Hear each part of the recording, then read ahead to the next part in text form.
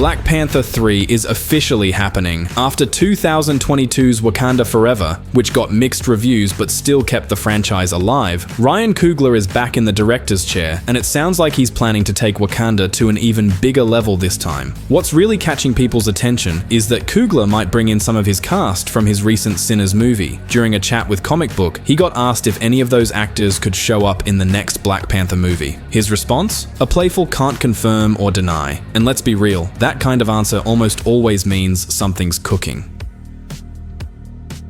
One name fans keep bringing up is Sinners star Jamie Lawson, who's rumored to be playing Zenzi, a major figure from the Black Panther comics. And honestly, that would be an amazing choice. Zenzi isn't your typical villain. She's a revolutionary from the neighboring nation of Naganda who develops psychic powers after Killmonger's experiments on her people. She escapes, leads an uprising, and becomes a symbol of rebellion against Wakanda's leadership. In the comics, she was created by Ta-Nehisi Coates and Brian Stelfreeze, and later teamed up with Baron Zemo and even Hydra. Despite T'Challa trying to stop her multiple times, she always comes back stronger, more organized, and more dangerous.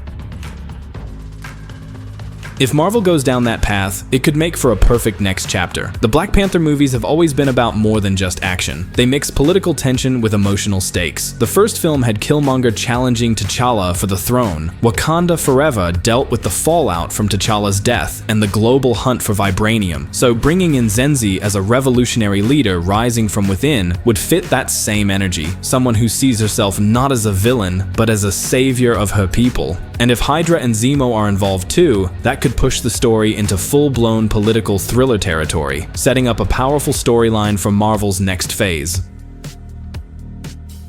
Now, about when we'll actually see it, all signs point to February 18th, 2028. Marvel hasn't confirmed it, but that date is already marked as one of the first releases in Phase 7. Insider Jeff Snyder says that slot belongs to Black Panther 3, with filming expected to start in early 2027. Early script drafts are apparently already making the rounds, and here's the kicker. The new King of Wakanda reportedly won't appear until after Secret Wars. And to top it all off, actor Damson Idris recently confirmed he's been talking with Marvel and is more than ready to take up the mantle of the Black Panther. The first Black Panther was a game changer for Marvel, a billion-dollar hit that became one of the studio's crown jewels. But after Chadwick Boseman's tragic passing, everything shifted. Still, Marvel powered through with Wakanda Forever. It didn't quite hit the same box office highs, but it proved the world of Wakanda still had a massive audience and a future worth exploring.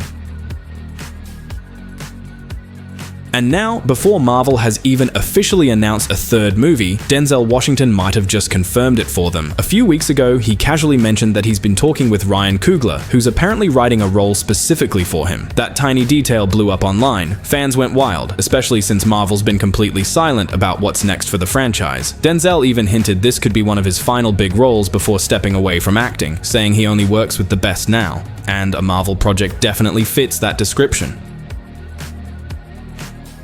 The emotional weight behind that possible casting is massive. Back when Boseman was still alive, he revealed that Denzel Washington had secretly paid for his acting school tuition years earlier. Without that act of kindness, there might never have been a Black Panther movie in the first place. So if Denzel really joins Black Panther 3, it wouldn't just be another huge casting move. It would feel like a full circle moment, almost like a passing of the torch.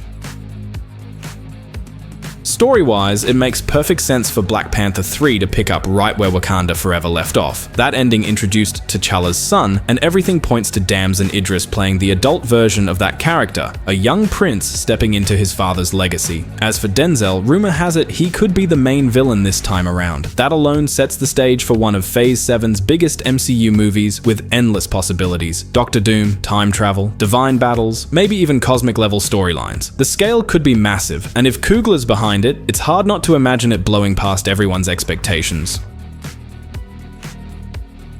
If Marvel really does move forward with Black Panther 3 centered on T'Challa's grown-up son, it's the perfect chance to introduce a new generation of Wakanda. This would be a young ruler facing a world far more cynical and dangerous than the one his father knew, and for that story to hit hard, he needs a real antagonist. Not just a villain, but someone who forces him to question T'Challa's ideals and what it truly means to be the Black Panther. The movie could easily start 10 or 12 years after Wakanda Forever. The world has changed, the timeline's been rewritten after Secret Wars, and T'Challa too returns to claim the throne. throne. But Wakanda isn't the same. The nation is divided. Part of the people support him, while others rally behind Zenzi. And outside its borders, global powers are circling, eager to control vibranium for themselves.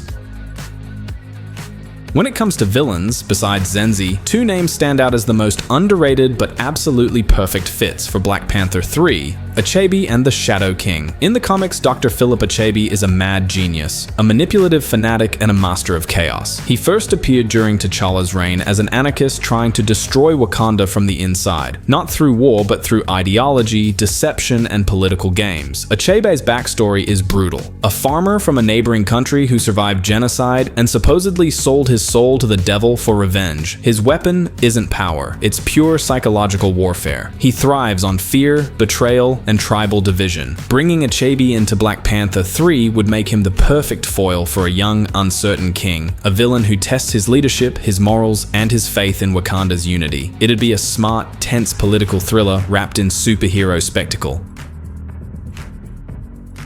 Then there's the Shadow King. A whole different level of threat. He's an ancient, almost demonic mutant who feeds on hatred and controls people's minds, existing in the astral plane. He's one of the X-Men's oldest enemies, first clashing with Professor X himself. If Marvel plans to start weaving mutants into the MCU through Black Panther 3, Shadow King would be the perfect bridge. His story could tie into ancient African mythology. He could be portrayed as a spirit of destruction that predates even the goddess Bast. After Secret Wars, with the barriers between worlds breaking down, Shadow King could awaken and begin corrupting minds across Wakanda, feeding off the nation's inner turmoil. That would give the movie a supernatural edge, part political thriller, part psychological horror.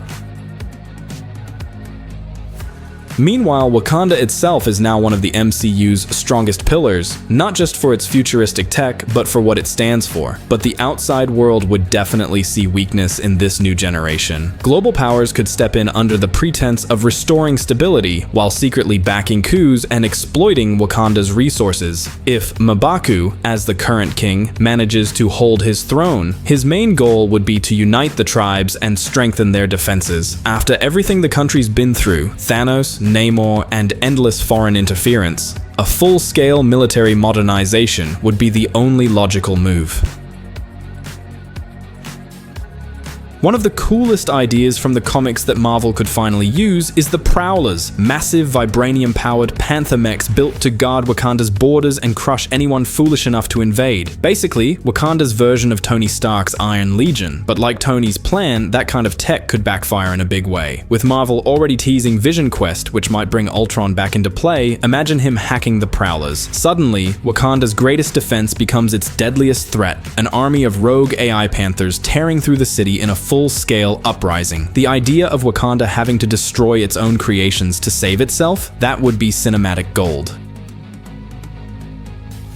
And that's just scratching the surface. Wakanda's military in the comics is on another level. Space warships, orbital battle satellites, and a nuclear shield to block incoming attacks. Their most dangerous weapon is the vibranium strike bomb, a weapon of mass destruction twice as powerful as a standard nuke, capable of wiping out entire armies in seconds. If Marvel leans into that, M'Baku could take things even further by creating an elite force, an army of Black Panther warriors, each enhanced with advanced tech and training.